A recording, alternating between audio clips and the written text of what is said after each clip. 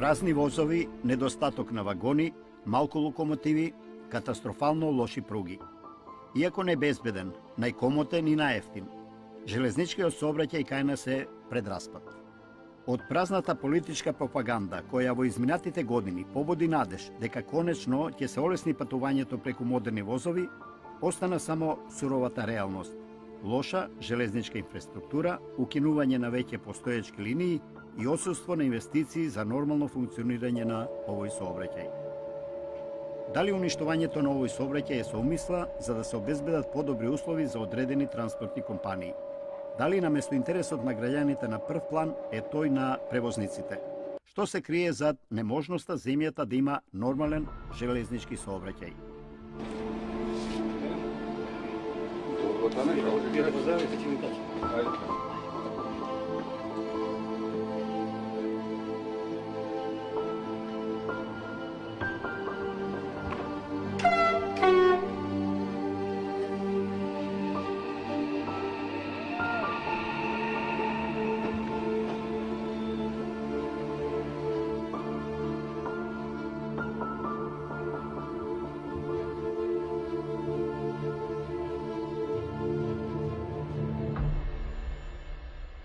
Пред 100 години македонските пруги биле многу побрзи и многу пофреквентни. Многу повеќе луѓе и скоро целокупниот товарен сообраќај се одвивал со железница.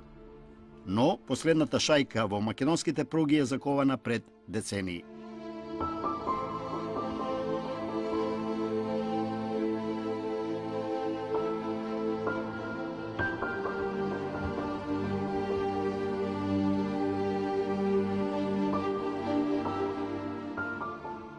Според реформите, после 2007 година, македонските железници се поделија на два дела. На Македонски железници инфраструктура, државна компанија која се грижи за состојбата на пругата и железничките станици, и на Македонски железници транспорт, државна компанија која се грижи за локомотивите, вагоните и останатите транспортни средства што се движат по шините. Ирфан Асани, кадар на Демократската унија за интеграција, веќе втор мандат е на чело на јавното предпријатие Македонски железници инфраструктура. Многу инвестиции за модернизирање на овој сообраќај беа најавени, но во реалноста ситуацијата е поинаква. Тоа што знаеме дека последната реконструкција и доградби се направени пред 45 години. Например, Куманово, Скопје до Кичево имаме пруга која не задоволува ни од параметрите за сигнализација и телекомуникација. Состојбата е далеку од розова и во Македонски железници транспорт, каде од пред неколку месеци директорува Шабан Зендели, кадар на партијата Алтернатива. Ние како Македонски железници транспорт имаме доста застарен возен парк. Ако земеме само број локомотивите како влечни средства, просечната старост на истите е 36 години. И да не кажувам дека и имаме недостаток на истите, значи имаме сосема мал број на локомотиви што ни прават секојдневно потешкоти во поглед на извршување на тековните активности. Како бројка располагаме со 58 влечни средства, но во функција се 5-16. Сите други се ставени вон функција по подолго време. Некоја оптимална бројка би било 40 локомотиви да бидат во функција. Последната локомотиви се набавени, по мои сознанија, негде пред 25 години.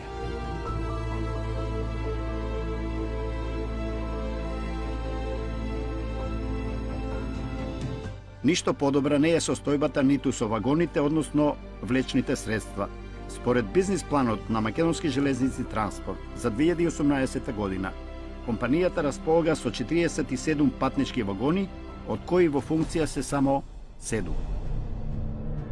Иста е состојбата и со товарните вагони. Компанијата како имот води 1311 товарни вагони, од кои вон погон се околу 60% или 760. Просечната старост на товарните вагони е 42 години.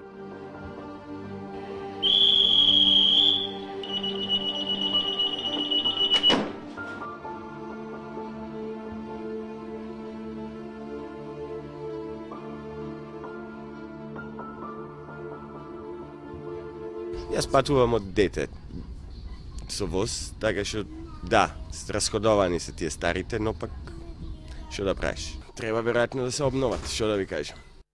Лошата состојба во железниците се одразува и врз бројот на патниците. Според официјалните податоци, во 2017 година се превезени 467.000 патници.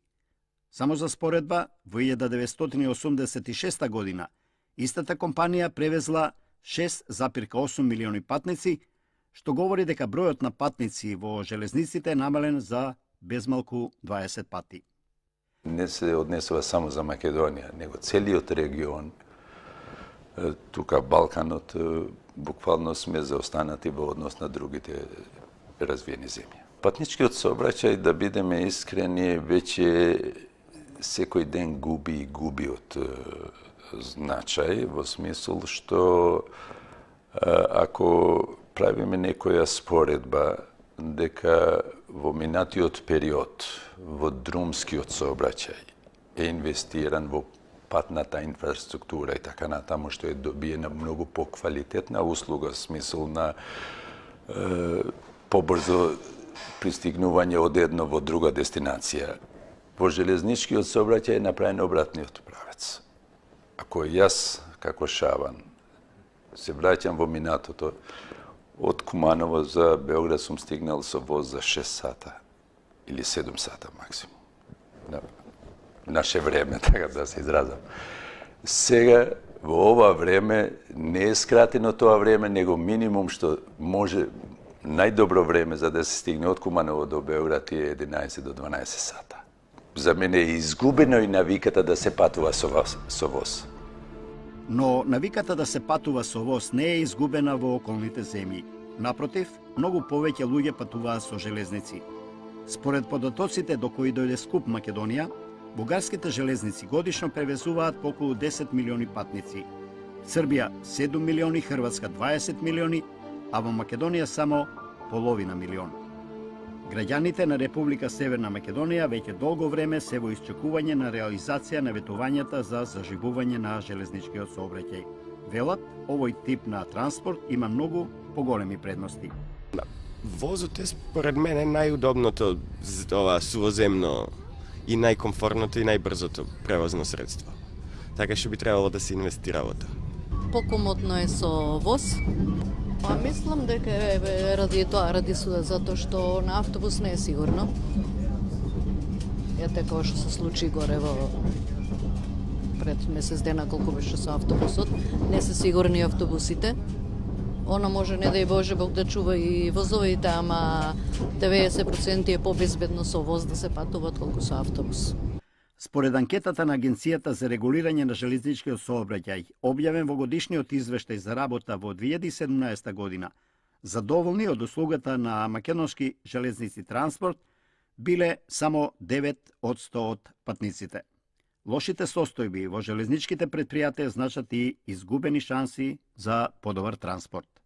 Ние имаме, да кажеме, материјал што се увезува од странство преко пристаништето Солун за цементара. Бродот е околу 50.000 тона. Во тоа учествува и камионскиот превоз и ние како железница, бидејќи за 30 дена што имат они рок за складиштирање во пристаништево, ние не сме во можност целокупниот товар да го пренесеме во Македонија. Зендели вели дека дел од состојбите ќе бидат ублажени со пари од кредит на Европската банка за обнова и развој. Со проектот од ЕБРД, што е во последно време се набавени гарнитури, 6 гарнитури за патнички промет кинески и некои 150 вагони. Во рамките на тој проект од кредитот од ЕБРД се предвидени и набавка на 4 локомотиви и тие се електронски кинески локомотиви.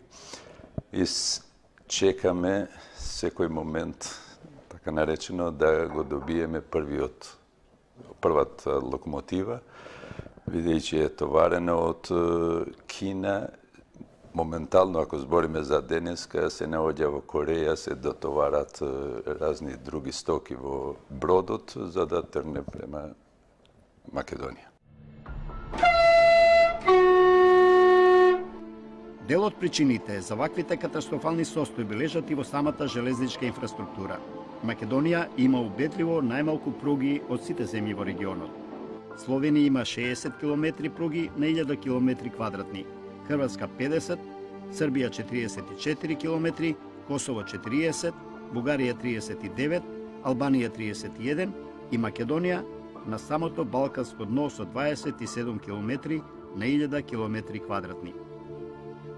45 години поред, но и последните 7 години кои сум тука, ние ја одржуваме железницата во минимални параметри. Ако влегуваме подетално да го зборуваме тоа би значило дека од 1300 км пруга, одржување и инвестиција во тоа од 3 милиони евра годишно е скоро еден камен или едно парче или едно камче во километар. Тоа значи реконструкција на 90% од постоечката мрежа и нови пруги. Тоа во превод би значило многу.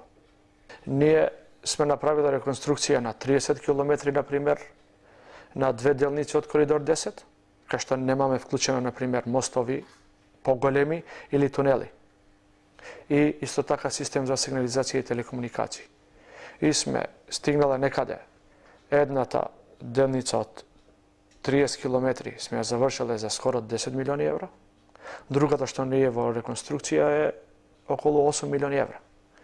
Но ако вие додавате тунели, мостови, па плюс систем за сигнализација и така натаму, ќе стигнеме на други параметри. Сега, ако све собираме на куп, можда и 1,5 милиарда би биле малку. Заинтересираноста на државата за железниците е никаква.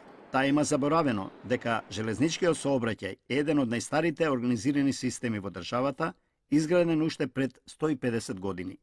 Денес интересот е само тие вработени да земаат плата и да има некаков социјален мир. Инвестирање во железничката инфраструктура е мисловна именка. Во Норвешка државата го покрива целиот трошок на инфраструктура. И плаќањето на операторите кон инфраструктурата е нула. Железниците на Косово, например, добиват 3 пати повеќе средства од тоа што добиваме ние со 1300 км, а они имат само 300 км пруга. Значи Косово годишно добива околу 10 милиони евра од државата со 300 км пруга, ние добиваме 3 милиони евра со 1300 км пруга. И пак цената на пристап не е иста. Плюс они имат либерализација, ние немаме. 0,3% од даношните приходи треба да одат исклучиво за одржување на железничкава инфраструктура. Либерализацијата е само уште еден показател дека државата воопшто не е заинтересирана за развој на железничкиот сообраќај. Досега имаше обиди да се воведе либерализација на товарниот транспорт во 2008 и во 2009 година, но тоа не се случи, а во 2012 година владата на Никола Груевски донесе закон со кој на македонските пруги може да се движат само возовите на македонски железници транспорт. Кога вие имате оператор кој е во монопол, и тој тогаш не треба да се грижи за компетиција. Немаш потреба да се грижи за компетиција. Ке работиш така како што се работи природно. Ги оставаш работите и колку што иде толку. Сите земји во регионот имат повеќе оператори, вклучувачи и Косово, која покасно се вклучи во системот на трансформација и кој се пред нас. А имат 3 пати помала мрежа. Пред да се донесе стопирањето на либерализација, имаше повеќе фирми кои беа заинтересирани да го развиваат железничкиот превоз во Македонија. Имаше компании од Словенија, имаше компании од Република Чешка, имаше и од други европски земји, имаше дури и австријски компании, па имаше и домашни компании кои сака да пораснат во оператори. Ние сме заложници на една фирма која не знам ни како се развива и не им е јасно што развиват и како прават. Зендели од Македонски железници транспорт вели дека се подготвени за конкуренција во секторот. Ние можеме да се носиме со конкуренцијата и нормално тогаш истата работа повторно би требало да се подели со другите. Горан Сугаревски, министер за транспорт и врски, одби да се појави со изјава во овој документарец. Побаравме изјава од Боре Еркечов, директор на Агенцијата за регулирање на железничкиот сектор, од кој го добивме следниот одговор. Развојните правци на железничкиот сектор и либерализацијата на пазарот не се во надлежност на агенцијата. Доколку имате други прашања, доставете ни ги на мејл адреса. За визуелен медиумски настап и давање интервјуа не сум подготвен. Катастрофална е и состојбата со вработените во компаниите. Така, железничкиот систем во социјализмот во земјава врзувал околу 11.000 вработени со сите придружни служби. Сега таа бројка е сведена само на вработување во Македонски железници транспорт и во Македонски железници инфраструктура. Во двете компании нема повеќе од 2000 луѓе. Уште полоша е состојбата во Македонски железници транспорт. Таму 30% од луѓето заминале во пензија во изминативе 4 години. Само за споредба, во бугарските железници има вработено 17.000 работници. Бугарија е 4 пати поголема од Македонија по население, но има скоро 10 пати повеќе вработени во железничкиот сообраќај. Нивните железници превезуваат 20 пати повеќе патници отколку кај нас.